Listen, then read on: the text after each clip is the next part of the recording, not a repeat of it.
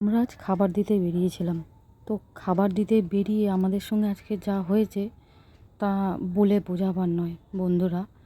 এনার মুখ দেখলেই বুঝতে পারবে ইনি কীরকম করে আছে। আমরা ওই ভাত দিয়েছি, ভাতটা একটু নরম হয়ে গেছে, তার জন্য উনি কেমন করে কথা বলছে।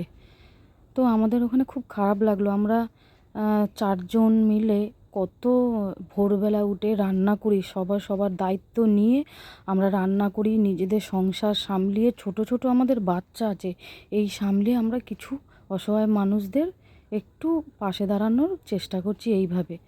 তা এনারাও এসছেন, এনাদের দেখে মনে হচ্ছে না এনাদের বাড়িঘর আছে, এনারা খেতে পড়তে পান।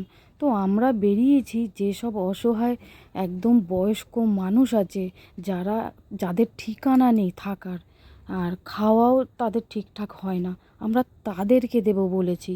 এনারা এসছেন, এনাদের যখন বলা হয়েছে আমাদের মুখের ওপর বলছে আমরা বড়লোক নই। আচ্ছা, এখানে বড়লোকের কী হলো? আমরা তো দেব অসহায় মানুষ।